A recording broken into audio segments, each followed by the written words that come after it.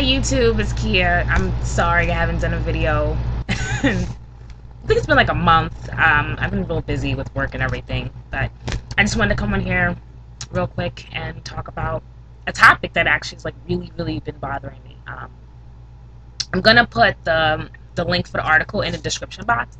I was reading an article. It was talking about the wealth gap is widening between whites and minorities, and I felt that it was really disturbing, actually, that since the recession, of course, the gap has actually widened even more. And the article stated the reason why the gap widened was because black people's wealth and all their net assets are in their homes, and we all know the housing market bubble basically burst. So that's the problem with that, and I just thought that was like pretty sad. And on top of that, like with white people, their portfolios are more diverse. They have 401ks, they have stock options, some of them are business owners, and of course a lot of them have the generational wealth where their grandmother's grandmother or grandfather's grandfather started a business and they kept it within the family. And which brings me to my first point of just the reasons why I feel that this happened.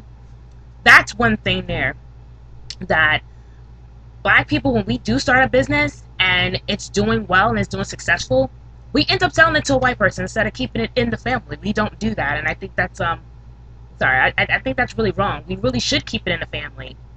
Your perfect example was Sylvia. She did everything really well, and when she was ready to retire, she gave it to her kids, and her son sold the company.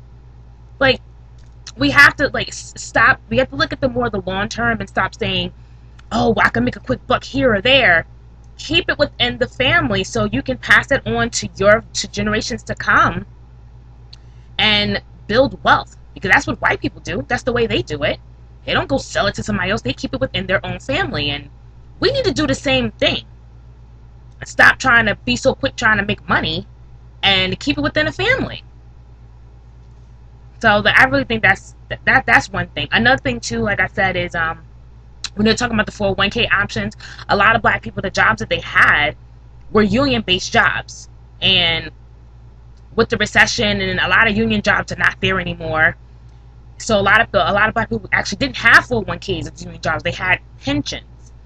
So now a lot of pensions were affected because of the recession. So that's another thing that's like sad too. So that's another thing I want to say. If you're a young black or Hispanic person that's working at a company right now and they have a 401k, you should really think about looking into that and seeing if that's something that you may want to do, or maybe look at stocks. Try to look in other ways besides buying a home, because you never know when a housing market's gonna bust. You never know if a lot of these houses are not even worth the actual value because of the recession. The value of the home had got ballooned up, and that's why we had to crash in the first place. So maybe look at other options instead of assuming, oh, well, my house is going to continuously have value, because things happen. You never know. And we definitely need to have more education. Not saying that people are not getting educated, but I don't necessarily mean going to college. Look in other areas. You could do a trade school. You could do apprenticeships. Do different things. Work under somebody, gain clients, and then go out on your own. So we need to maybe make our own jobs instead of saying, oh, this person's not giving me this job, this person's not giving me a chance. Make your own jobs. I was actually having a conversation with my best friend a couple of days ago, and I said to her, we have all these kids, young college kids, that graduated with all these degrees from Harvard and Yale and all these prestigious universities, and none of them can find work. Why don't we all come together and see if we can do something together instead of sitting around waiting for somebody to give us a job? If no one's gonna hire you, you need to go make your own job. I'm not saying do anything illegal, but hey, go start a business. It may or may not work, but you'll definitely learn a lot from starting that business, and you never know. If the business somehow doesn't work out, those experiences and those skills that you learned could maybe help you find a job. And then you can try again. So I think that's something that we really definitely need to look in. But I think overall what the article was basically saying was that unfortunately for black people, that the jobs that we had were more on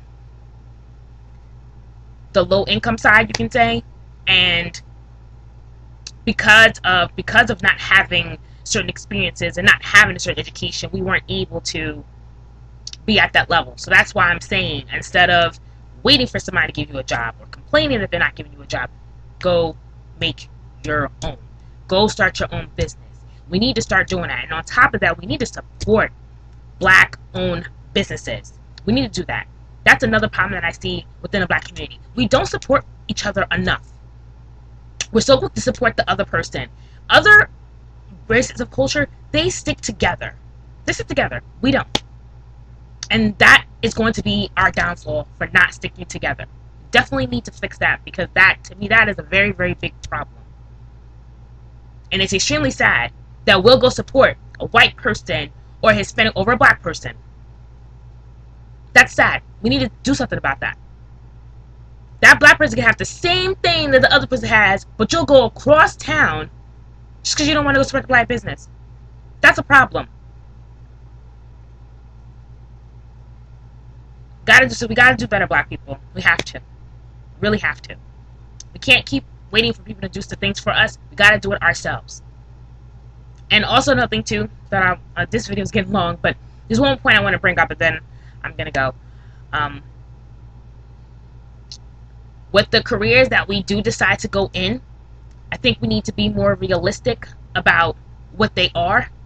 Now, I'm not saying that, for example, basketball and football, hey, if you get a scholarship to go to college, do that, great. I'm all for that. You know, free to go into college for free. I totally support that. But the thing that I have is getting in the NFL and getting in the NBA is going to be hard. It's not going to be an easy thing to do. So we need to maybe think of other careers to go into, like engineering, for example. No matter what is going on with the recession or whatever else, you're going to need a job. The engineers are always going to be in demand. And so that's why I was saying too to my best friend, I was like, we need to start picking more careers that are going to constantly be in demand. Then no matter what happens, we'll have that job. We'll have a career, rather, not a job. But we'll have that career. That's something we need to also think about too. Be more realistic about what we're doing. So leave your comments. Let me know what you guys think. If I missed anything, please let me know. I know I probably did, but just let me know. And you guys enjoy your day. Bye.